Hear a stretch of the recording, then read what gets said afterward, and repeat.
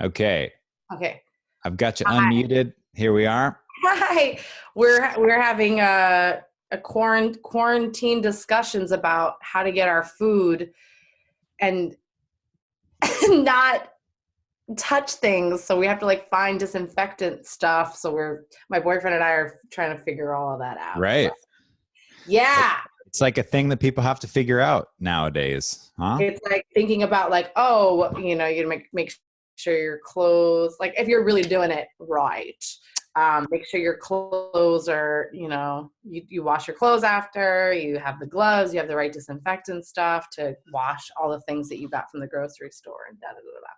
Totally. Yeah. It's I went to the grocery store yesterday, had to figure out, I've got gloves on, got my mask on, and then I get home, and then what's your process of it's just sort of nightmarish thinking about the process of like, I mean, everybody's going through the same thing, which I appreciate, but how do you wash kale? Well, there are a few videos. If I don't know if you've seen them yet. No. I can text you and you can share them with everyone. There's a few videos about how to go do grocery shopping in this time. That would be So, super helpful. Maybe we can share that on our YouTube live stream, which is not. What's I happening? just sent you. Go live. Here's one link. Sending you another link to share. Okay. Let's see. Oh, we're totally live. This is great. Okay, so we're live on YouTube. And we're live. And we're live. Oh, we're live. We're live, ladies and gentlemen. Fatah, welcome. Hi. Okay, I have like so many things happening on my screen right now. It's very cognitively dissonant, but I think we're ready to go. I'm like, where do I look? Where do I look right now? Are we ready? Are we ready? I think we're ready. I'm like, All right, let's get this is ready. great. Cool. I'm gonna let YouTube Live be what it is, and I don't know if people are gonna be chatting in there or joining, but it would be cool if they did, and we'll see what happens. Love that. We have a viewer on there. Anyway, okay. All right. Let's introduce you. I am so excited that you're here today, and we'll start officially. I have everybody set so that they can unmute themselves whenever, because why have so much control? If you guys just want to hang out and chat, I think all four of us. No, I'm kidding. I got judgment. Hang on, I gotta do one more thing. I gotta start my live stream on Instagram. How do you do? Hey guys, who are on my Instagram live right now, if you want, I'm going to drop this link in the comments so you can join us in an Instagram live, a Zoom live right now. So if you want to join, follow that link for the Zoom. Yeah, my mom's there. Time. Yeah, so a bunch of folks are on my. Sweet. Come on over to Zoom, guys. Join us. I sometimes have more of a lisp on certain days than others. That's all right. Today is feeling like a lispy day. Okay, so I have the Zoom link that I sent to you, and I'm going to copy that, and then... I can't send it to your inbox. That's a lot. I don't know how to do. Put it in your bio. Got it. Doing it now. Join me. All right. Oh, I see that you're live online. Oh, fantastic. I just stopped that so that I can go to my, this is like, what in the world? Yeah, it's definitely a thing. All right. That I've been figuring out. We're getting it together. Okay, I just did it. I did it. I did it. I'll go back to live and say that I did it. Yeah, I have like a little picture that says click link in bio to join that I throw up on my little Throw it up. Here. Hey, if you want to join the live interview that's happening, I just posted or I didn't post it. I put it in my profile, in my link. There's a link to Zoom in my profile. Okay. So go to that if you want to. Sweet. I think we've started our live things. If you're just tuning in on Instagram or anywhere else, you can join us live. You can click the link in bio at Subway Therapy's Instagram or Bridget Barkan's. Is it Barkan or Barkan? You know, everybody says Bridget Barkan, but it is Barkan. Barkan. To be technical, but Bridget Barkan kind of rolls off the tongue. Or it doesn't the tongue, it's more like the teeth or the jaw. Barkan. I like it. Okay, so to you know, go to the Zoom in my profile. Sorry. That's okay. I'll tell them too. Click the link in bio. There's a link. Click the link in bio. Click the link in bio. Okay. I know you're on the live stream, but click the link in the bio. Cool. So let's do the thing. Link in the bio. Okay, sorry. You can also, before we get started too much, you can go type in the text that says, click link in bio to join call, and then you can pin it. That sounds like a lot. I can't even think. I don't even know what you just said. Okay. I have done that on mine, which I forgot that I was going to do. Okay. All right. Sweet. So, can you give us like a little quick intro to you? I mean, I have known you for a fairly, relatively short amount of time, but we've had so much fun together, and we've done these really amazing art experiences that involve us and other people. And can you just you do so many things. Can you tell us a little bit about you? I'm a multi-hyphenate, like the multiverse. I have many universes. I am so many things. For a long time, it has felt like a curse to have so many talents. I'm chronically gifted. Someone actually coined that phrase for me. I forget who it was. You are chronically gifted, Bridget. No, and that's not an egotistical thing at all. Like I literally am good at a lot of different things, but I may not be brilliant or great at a lot of things. But it's not just that I'm good; it's that I really enjoy doing a lot of different things. Yeah. I started off as a kid actor in New York City, born and raised in New York City in an artistic household. And my first job, no lie, I posed as a baby. As baby Jesus for decorative wall plates. It is the truth. Wall plates. I think my mom might interject and say it wasn't a decorative wall plate, but I just love the way that sounds, decorative wall plate. So it is something that's on a wall. So it's a wall plate. Yeah. And then my mom when because I was very talkative very early. I was very active very early. And I think we took a break. My mom would take me to auditions when I was little. I was a baby, and then we stopped. And then when I was around 2, someone came up to my dad in the park, I believe, and was like, "Have you ever thought about putting your kid in the business?" And so I started doing, commercials and stuff very, very early on. But my first love was ballet. Like I love to dance, and I took tons of dance classes. So dance was really a huge part of my life as an early child. And I loved to sing. I made up all kinds of songs. I actually have tons of recordings of me as a 3-year-old doing these improvised songs. You don't have any. Do you have any on you right now? Can you show us one? I think I do. How do I find this? Oh my God, I really hope I can, because that would be really funny, because it is nuts. So I'm going to screen share something because I have a picture of you from when you're a little tiny tot. There she is. Been a working girl all of my life. Is that showing that? Is it up? I see it. Okay. Yeah. How old were you when you did this? So that is actually like a stock photo, and I must have been around 5. My mom probably could interject and say she's actually on the Zoom right now, I think, or she Sweet. went off. I don't know. I think I was around 5. I was doing a lot of print work at this studio called Toto, and Okay. it's in Manhattan, and he would do these, elaborate shoots for airplane magazines and for all kinds of things. She's muted. Yeah, you have to be muted for now, Mom.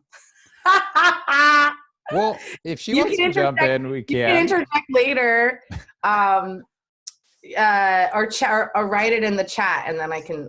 But anyway, so we believe that this is a stock photo because he took a lot of photos of me, Okay. and my mother and I do not remember me ever doing a Bluebell ad. So Oh. we believe that this was a stock photo that was sold to Bluebell ice cream sandwiches. Oh my And then they gosh. photoshopped my hand, because I was like, that doesn't really look like my hand. Like, those fingers are longer than my fingers would have been at that age, because my hands are kind of, Wow. so that probably is not even my hand. This is a forgery. It's forgery. But clearly I was a very animated kid. I was constantly putting on shows for my whole family. I was never, like, you never had to force me to sing for anyone. I would be like, sure, here I go. The sun will come out. Like, I'm a perfect Annie.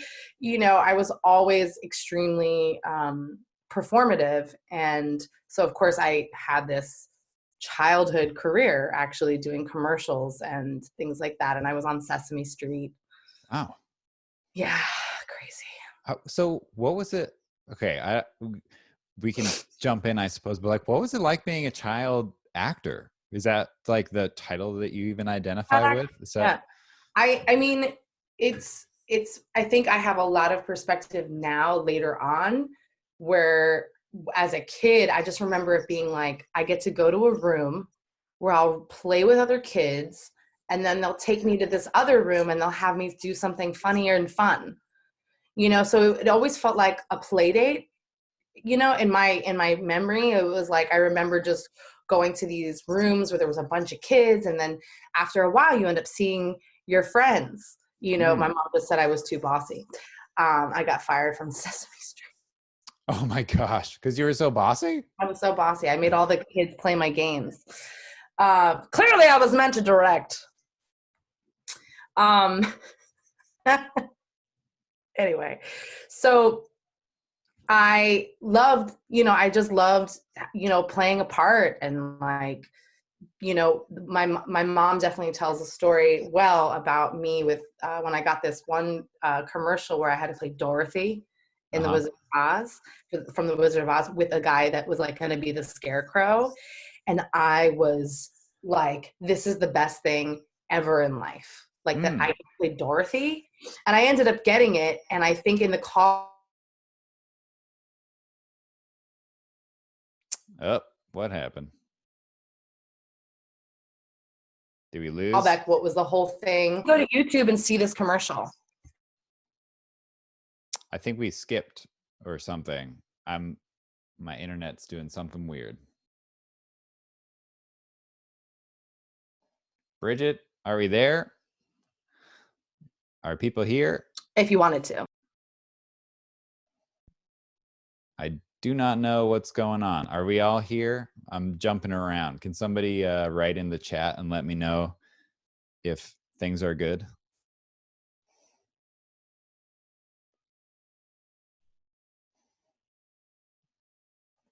Anybody at all? Join in. Can we do it? I seem to have lost everyone.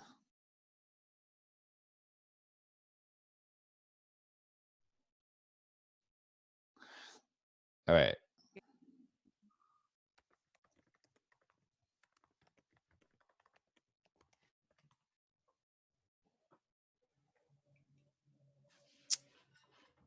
I don't see Wi-Fi unstable on my end. I'm here. Do you hear Okay. me? I can now. Okay. Okay, I don't know what happened, but I think you're back. We're back. all these broadband issues that people are having because people are doing cool stuff on the internet, which is good. Cool stuff on the internet. I'm trying to do cool stuff on the internet. Oh, but I was saying that you can see this commercial of me on YouTube where I play Dorothy if you wanted to eventually. Okay. All right. I'm going to try and find this. So what do I even type to find that commercial? Type in White Lily commercial. The name of the brand was White Lily, and it was a cornbread mix. Okay. And it was very popular in the Midwest. So I have this commercial. I mean, it looks like there's a bunch. This is like, I assume you're not in 1976's commercial. No, just you'll show me can you screen share and then I can point it to you? Yes. Let's try and do that. Screen share. I mean, yeah. And I loved being on set. I loved it. I wanted to be in front of the camera all the time. I loved it. Okay. So we got our baby Belle. That's it. Chris Cryer right there. This one? That's it. Okay. Get ready. Hi, what you doing? Guarding the secret to White Lily cornmeal mix. You mean how White Lily is ground from the whole kernel? Hey, how'd you know that? Everybody knows that's why their cornbread tastes so corny. Everybody knows? Sure, see? Ground from the whole kernel. Oh, but cheer up! Cornbread! White Lily cornmeal mix, ground from the whole kernel for full corn flavor. Oh my gosh. Wait, it gets better. It gets Okay, better. we gotta keep going. All right. Hi, what you doing? Guarding so the secret adorable. to White Lily cornmeal mix. Everyone knows White Lily is ground from the whole kernel. Everybody knows? But cheer up! Cornbread! White Lily cornmeal mix, ground from the whole kernel for full corn Next flavor. one's the surprise. Okay. My mom said that I ate so much. Hello again! Scarecrow, are you still guarding the secret to White Lily cornmeal mix? Yep, White Lily is ground from the whole kernel, you know. Everybody knows that. That's why their cornbread tastes so corny. But it's still my secret. You know, it really is a good secret. Even if everybody does know it. White Lily cornmeal mix, ground from the whole kernel for full corn flavor. That is a pretty Kind of corny. froze up, but you can obviously go watch it again if you wanted to. That's amazing. That is a corny commercial, but So it's corny. so good. Yeah, I love that shit. It was very fun. That's amazing. And I had a fever at some point during that shoot, and it was like, you know, are you gonna go home? And I was like, no, we gotta, you know, I was always like a trooper, you know, and I loved it. That is, it's hard for me to even imagine because when I was a kid, I was just doing like dumb stuff and not even thinking about like the world of production and acting and all that. Did that give you a sense of what reality is that was very different than your peers at the time? Well, I mean, it was very real that I'd go to school and people were like, oh, I saw you on TV. Oh, interesting. So you were like kids knew that I was on TV, and I always kind of danced in between because my parents they weren't like showbiz parents where they were trying to make me a star so I could make them lots of money. And Right. trust me, I grew up with those kids, you know, like, and some of those kids did become stars for real, and some of them didn't make it and died. Literally, that's a horrible thing to say, and I'm not joking. I'm not trying to laugh, but it was just funny the way I said it. Meaning like there were a lot of people that struggled, that were famous, that struggled with a lot of other shit, you know? So as a kid, it was like, I was just destined to be a star. Like that was just kind of the trajectory on some level, but I was also just really allowed to be a normal kid, you know? Like even though I leave school and I go on like 3 auditions and then I go home, it felt like play dates. I felt like I got to see my friends like Christina Ricci and Gabby Hoffman and, you know, and then I go home and I had all these friends that were not actor kids, you know, but at home I would put on productions. Like it was always this. So it just felt like an extension of who I already was. But in hindsight, as I got older, I understood that there were kids that got the big parts, that it changed their life. Like when Christina Ricci got Mermaids, I was like, oh, that's different than us over here. Wow. She is now famous, you know? So there was, as much as I was just an artistic kid, like I love to draw, I love to dance, I love to write songs, I love to do SNL sketches. I probably shouldn't have been watching SNL, but like I love doing comedy sketches, sure. You know? And as much as that, like I was just always, you know, creative and writing plays, and my dad is a songwriter. So he was always writing music and having people come over the house, and, you know, famous people were always in my home, and my mom played the flute, and my mom was an actress, and my mom was super funny. So our house was just this very creative home. So there was really no separation except when it came to this idea of what fame was. So the journey for me, I've always looked as that, you know, I've seen a couple of posts where people are like, your hobby doesn't have to be your side hustle. Right. You know, this idea that we're living in, you know, we grew up, especially like growing up in the 80s, you're in the Reagan era, you're in this era of like this idea that things are okay. You know, like there was like this, oh, and like We Are the World and Ebony and Ivory and all this idea, these ideas that there was unity and the government was like here to, you know, I mean, the 80s were horrible too, yeah. You know, like it was so much poverty in New York. It was like, even though I love the art that was on all the subways, you know, yeah, there's all these layers to it, but there's this idea that there was art and then like the industry. And to me, those always are like this, you know, because my dad was an artist, but he had made money in the industry, but he still made art and didn't make money. You know, so it's like this idea, art and money going, like, because industry is money. Like that's it. It's producing, like obviously we know about, you know, pop stars that are produced, you know, and this idea that you could have an artistic love and craft and it not be something that you made money on, you know? Right. So like, even for me, acting was like going to be my life. Like as an actress, I was going to be my career, my job, everything.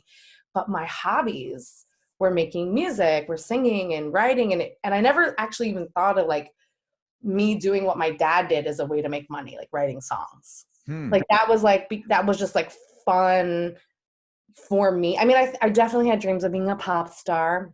I was going to change my name. I had this, what was your name? What was your name going to be? Stacy. Stacy King. Stacy, because there was an episode of Family Ties. And there was a cool group of girls named Stacy, and every day they'd wear a different color. Like they'd all coordinate themselves. Huh. And I thought that was cool. And it was interesting because it's like, it was such a white name, right? It was so like Stacy. And like that, my world was not that way at all. You know, I grew up in such a mixed environment in public school. And there was a boy that I loved named James King. And he was my mom's friend from work, Felicia's son. And I knew his last name was King. So I wanted to marry him. So I wanted to be Stacy King. That's pretty awesome. Pop star.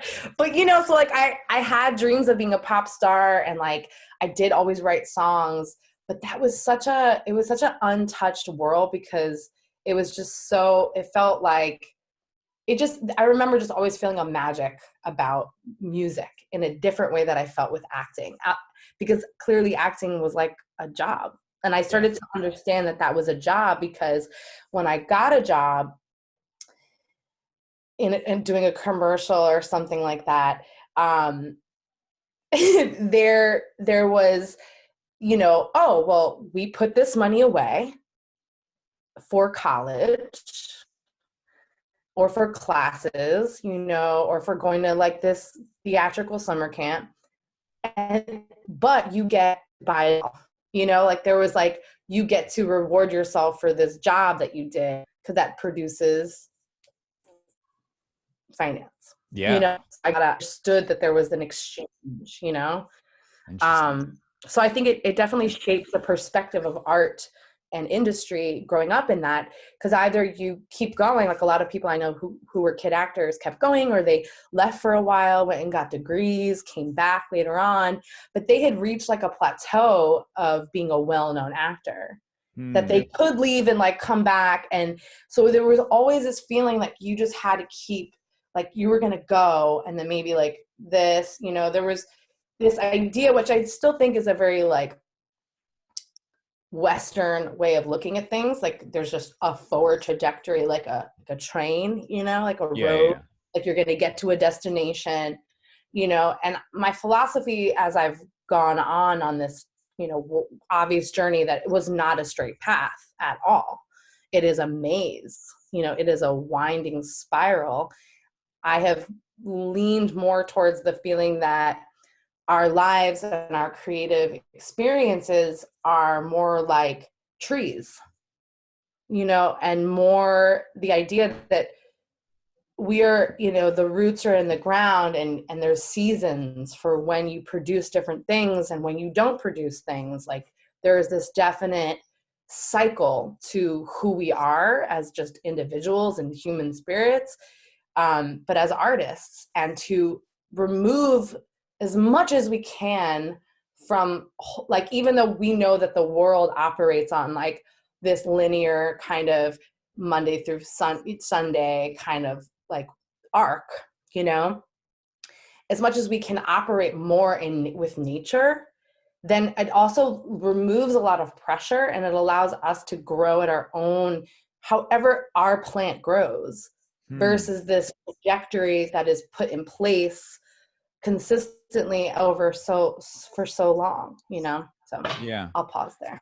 Yeah, no, it's super important for people to think about the path. And I think what you were saying about having this like really, really linear trajectory as maybe a Western idea of like, if you work hard and you do this specific thing, you're just gonna like keep going. And I don't, you know, it's not true. It's very maze-like, or it's organic like a plant, and you put your roots in, and then you see where you grow. And like, that's so, I'm excited to share this. I work with young people in New York at the Door, and I'm definitely going to share this clip so they can gain insight about, you know, the creative process. Yeah. I was wondering, before we open it up to like people asking questions and stuff, can we show a video? I have your YouTube pulled up, and maybe we can watch like a minute or two of some video. What should we watch?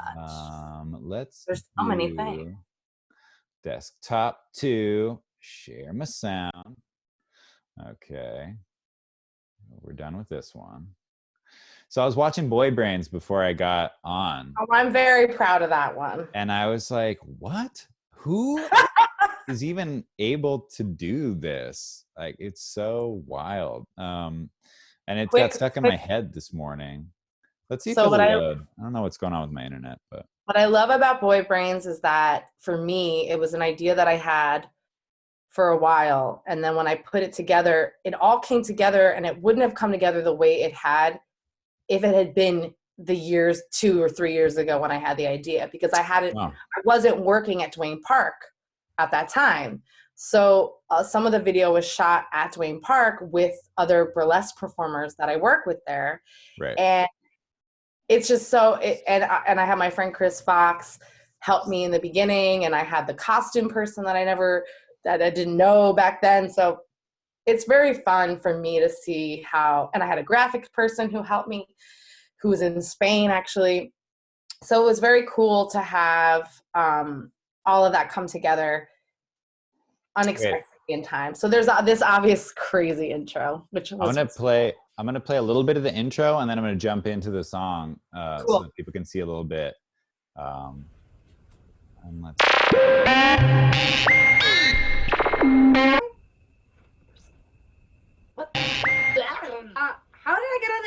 animal.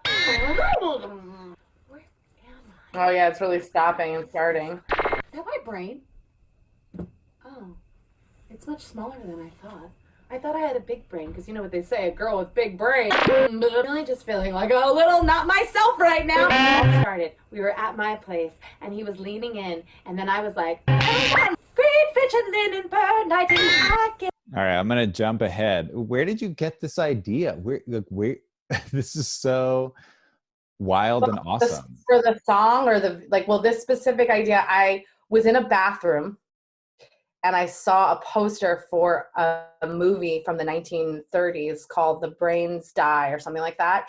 And it's an old horror film, and there was a head on a table, and I took a picture of it, and I kept that picture with me. I have it in my phone forever. And I was like, that's the thing. I didn't know how I was going to do it. I made all of that. I made that out of old headphones and antennas, and I figured out how to do it. And then I got this stuff from my friend Gabriella, who's actually watching this right now. That's her. She's actually a scientist. Wow. And she gave me the bottles and the metal thing, and then I put a flower pot on top, and I had a brain, and we just did it, and Chris hooked me up with some coloring, and All right, I'm gonna jump into the actual song part so we can listen to that. Is it about a boy?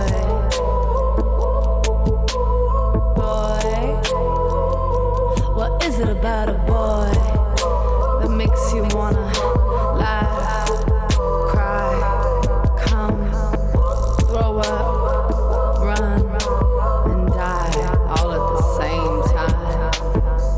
I don't remember what I was supposed to do today.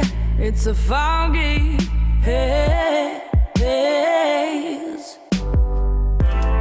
I forgot to pay my bills. I forgot to take my pills.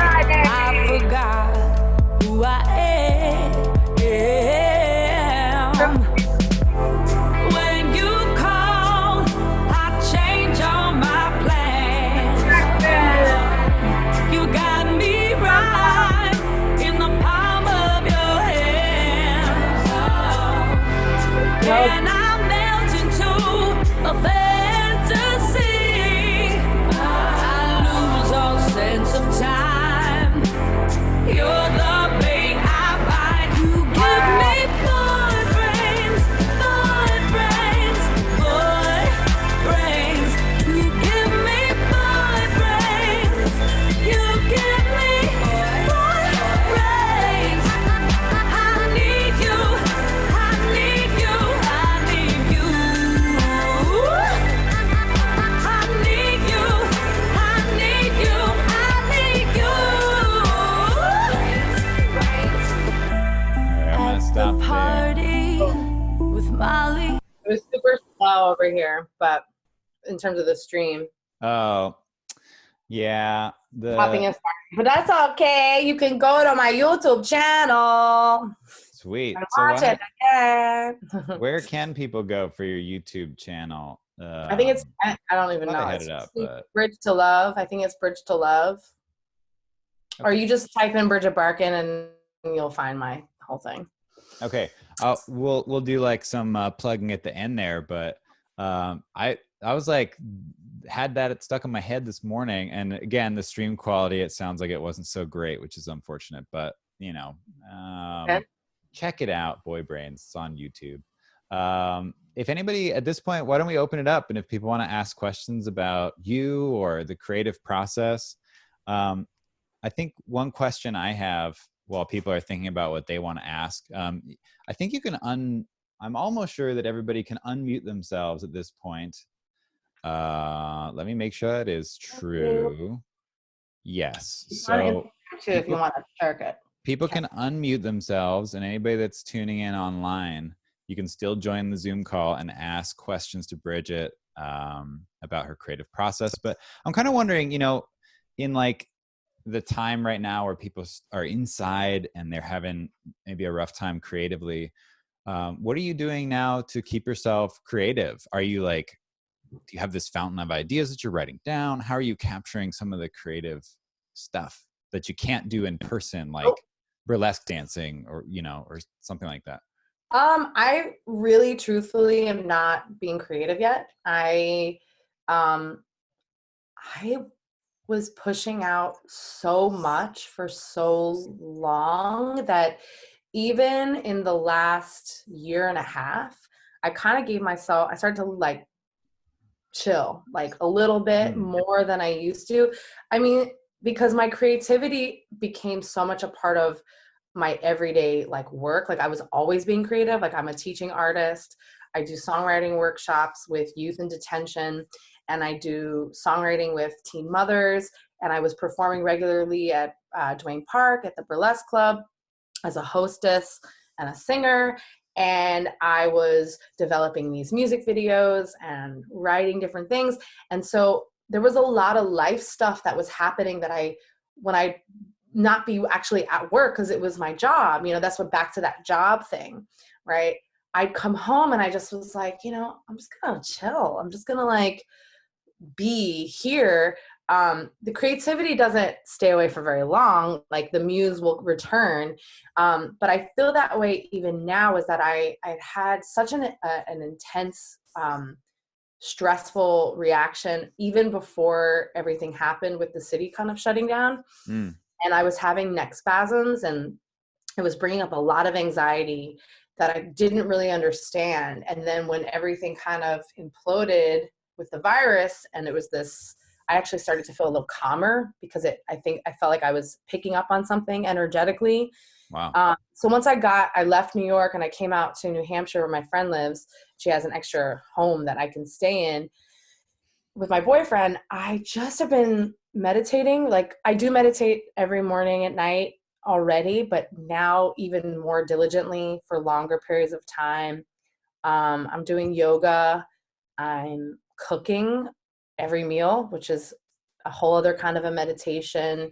Right. And I've been reading, and I've been watching a lot of stuff, truthfully, you know, but I've made my list of the things that I want to be working on, and I'm just not forcing myself to, because I definitely felt like there was a lot of people that I was connecting to or seeing online, and, you know, like, write that book, write that movie, you're never gonna get this time again, you got a week, you got maybe you got 2 months, now is the time to do the thing you said you wanted to do, kids. I've heard that a lot. Right, a lot, right? And then I had a friend of mine who went, you know what? Fuck that. If I don't want to do shit right now, I'm not going to do shit. I'm not going to let the pressure that I already felt in life hyper pressure me now that I have all this free time, right? I think that it's about seeing what it really calls to your spirit. If you feel pressure to do anything, then or guilt around it, that's probably not what you need to focus. You know, like I think, you know, I have an album that I just started that's been truthfully years that I've been building up to this concept. And I have all these songs, and I have a producer that I'm working with in New York. And so we're gearing up to be working remotely, but he also has been sick. He's been dealing with, you know, a lot of his own shit, and we're all just kind of taking a breath. And I think that that's okay to really be still and not feel the pressure to be immediately productive, because that is consistently the thing about New York and about America, is this idea to produce, which is back to that idea of industry. So like I danced the other day for myself because I want to. I didn't put it on Instagram. Like I did run out into the middle of the snow in a bathing suit. That was for Instagram. Nice. But that was also to kind of like get traction over to Duane Park's website so that people could send money to the staff there, who I'm concerned about, like the kitchen staff and the wait staff, most importantly, you know. But yeah, I think I'm gearing up to, and now that I'll be on my like 14th day of quarantine, because we're quarantined from the other people that live on the property since we just came from New York. So we are giving ourselves that time. My boyfriend's been very, very focused and working on his scripts and like getting himself ready to write, you know, which I think is awesome. And I've just been able to walk in nature. And yeah, I think I'm like gearing up, I'm revving up, but I'm also paying attention to what existed before this time, which was an awareness of like produce, you know, create, and just listening to what I really just need. And I think that's the most important thing, is like really listening to, and maybe sometimes we don't know what our own voice is. And that's why meditation is really important, because it gives you some space. And I've had some incredible dreams after I've had very intense meditations that were like really very specifically telling me what I needed. And so I said, you know what, I'm going to focus on that. You know, I'm going to really listen to that and not jump back in, like jump. Because what's funny about this time is that even though we're not used to being this disconnected in terms of physically, and we're all staying home, we are already so hooked into the internet and to our phones and our computers. Like this is it, you know, like we were already very inundated with this form of connection. Yeah. You know? So I think that getting off of this is important too. Yeah, sure. Like literally like stepping away from all of it is important too. All right. Is there anybody in the room that wants to ask a question? I see some people are still here, and I would love. Everybody else left. I don't know if Cecilia can join. I'd love to say hi to Mom. My mom. If people can't figure out technology, you can let me know. You can write it in the chat, or you can let me know. You can either write your question in the chat, or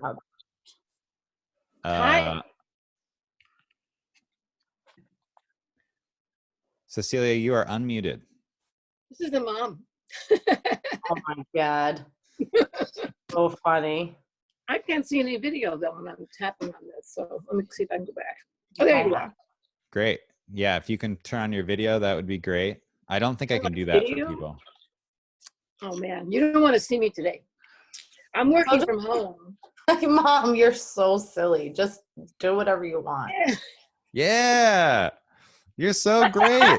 I'm so cool. Look, I got my Winston University hat on. I think you look great. Oh my, this has been really a great session, Bridget. I think I've learned a few new things, not too many. I knew most of it already. I tried to get my mom to come. My teeth because I'm eating right now. Oh God, she's putting her eyes up and giving me that face. Okay. Hi everybody, I'm the mom. Fantastic. So how did it? Can I ask you a question? Yeah, I mean, go ahead. Yeah, so it sounds like you struck a really great balance between having Bridget able to do the things that she was interested in doing as a young person, like being creative and singing and being on stage and going to auditions, but then you didn't like try and harness it. It sounds like in a way where you hear about some parents doing with young actors or young models, or I see these pageant horror stories where like these parents are basically like living vicariously through their young people. Like you never had that inclination? I mean, what you just celebrated her, and that's like incredible. Well, the thing that I remember thinking back then was that it's not my daughter's job to go to work. It's Nice. her job to have fun and to be a kid. And so the fact that she loved doing the commercials and the movies and etc., that was all fun for her. If it became something that she didn't want to do, then we weren't going to do it. Right. I was supposed to go and make the money and feed her and take care of her, as well as her father. So we did that. And so whenever, and I would ask her, you know, every once in a while, I said, do you want to still do this? And she would say, yeah. We never did it if she didn't want to do it. So she always was happy to do that. So that's what we did. That's amazing. I just think I respect that so much. And I wonder, do you have any advice for parents who are, you know, kind of stuck inside with their kids right now, and maybe they're not great at encouraging them how to? Oh, my mom was so great. She did. Sorry. She was not allowed to use what was it? A Game Boy? Video games. No video games. She was not allowed to do. She couldn't have any video games, and she didn't have that little Game Boy. I think it was a little handheld thing, right? I can't remember now. Yeah. She wanted to have it, and I told her, I said, you can play with it when you're at your friends or your friend has it. I don't care about that. But when you're home, I'd rather you be writing. She started writing poetry at 3 years old. Wow. I mean, I have books of poetry that she wrote that was just so amazing to me. I mean, it was so deep that some people couldn't even figure out what she was saying. And maybe she didn't even know even what she was saying, but it was so esoteric sometimes and lovely that you just said, wow, this kid is like in another plane, you know, another place. So that's what I preferred her to do. And she would just, you know, dress up and play music and sing songs. And when she would go to the piano and just, you know, bang out how she loved Tony in her class when she was like 5 years old. Tony King. Oh my, no, Tony was not the one This I, was a that little boy was in another, I love Canadian. so many boys. You have no, it's Yeah. like, that was not Yeah, it. but boy brains is totally right as for Bridget. Okay, I know. she had boy brains her whole life, and when My she whole did that life. song, I was like, oh my God, this is like the perfect song for Bridget to have boy brains. Because It was actually a phrase. It was a phrase coined by my friend Abrima, because she told me one day she had boy brains, and I was like, "What?" Oh my gosh. Abrima, go Abrima. Yeah. That's Well, that's awesome. what I would say. Yeah. Yeah, because I think people right now, I've been, you know, I created this series of conversations because I wanted to celebrate people that are in my life that I think are so creative and that have insights to share about the creative process and how to live and how to just be. And I imagine that a lot of parents right now are struggling immensely to figure out how to deal with their kids if they Oh, Mom. don't already have do a the supportive. add-on. Huh? What? Well, my mom did a lot of really cool stuff with me as a kid, and one thing she did was called an add-on drawing, where you draw one thing and then the other person, so like my mom would draw like a house, and then I would draw something onto the house, and then she draw something onto what I draw, you know, and you add on and add on and add on, and it becomes this like collaborative process. That's Yeah, awesome. that was lots of fun. I'm going to Yeah, we share had a that. lot of fun things. I was going to ask you an activity that you might be able to share with somebody that they can do at home, and then that you took the question away from me. I'm going to do the add-on drawing. Well, you know, the funny thing is today, like I was in a world where there wasn't this kind of connectivity and screenplay all the time. There wasn't a phone, there wasn't iPads, there wasn't computers like this, you know, so it's very different. I would have probably a harder time with it than I did back then when Bridget was like, you know, 3 and 4. You know, that was a different time. We still had to dial up and get that funny sound, and you didn't always connect to the computer. You know, so that's, you know, it was very different. I think what happens with parents, because they're both working now so much to be able to actually survive and pay their rent and pay their mortgage and feed that they're not spending enough time with their children, you know, and I think that's the main thing, to go out and do something physical. I mean, you have to really do that. I mean, Bridget sometimes gets mad at me for not making her learn the piano, but then she went and taught it herself recently and played it at a show that she did downtown, which was incredible, to a song that she wrote. That's amazing. And I mean, I bought her, I think, the guitar when she was 19, and she learned how to play it and write music. So, but I think it's really about being together. It's really about going and doing something as a family, and not always just like, you going into your phone. I've seen people on the street when they're sitting in the train with their child and they're just have their headsets on and they're in their phone, their child is just sitting there. And like, we would play I Spy in the train. I spy the color red, and we would interact and play together all the time, So I think that parents have to really start getting back to their children and playing with them again. And I think many parents do that, but there's many that are just stressed and don't, Yeah, I'm sure now, especially, it's a difficult time to do that. Okay, so we're approaching 1 o'clock, and I don't want to take up too much of everyone's time. It's been such a pleasure hearing about your story, Bridget, and hearing, it's been so nice to talk to your mom, Cecilia. Thanks for sharing insights. Thank you. I think they're things that people can really learn from. And at this point, Bridget, why don't you tell people how they can connect with you? How can people find you? What are the best ways to find connect? me at allthingsbridgetbarkan.com. Cool. So bridgetbarkan.com. Go check it out. Bridget Barkan on Instagram, Bridget Barkan on Facebook, YouTube, all of it. My website. Yeah. I wish I had Matt Chavez on everything. Mute your phone, Mom. Mute yourself. It's okay. Enough. Mute it. Okay, thank you. Okay, I got it. We did the mute thing. Okay, so again, thanks for being here. If you're still here, and if you're watching on YouTube, you can check out Bridget at bridgetbarkan.com. Barkan.com. Say that one more time. bridgetbarkan.com. Go. She's incredible. She is just one of my most talented friends and an inspiration to me. And if you want to check out more conversations like this, you can go to artpluspeople.com. You can go to artpluspeople.com/lunch, which is where we have these. I haven't had lunch yet, but I've had lots of tasty conversations. And so you can. You're adorable. And again, follow us on Instagram at artpluspeople. Bridget, thanks again so much for being here. And thank you for having me. Yeah, I'm excited. I think maybe next time we can have a conversation over like some lunch, or we can sit at a table. I think that sounds super fun. So hopefully that's the next one.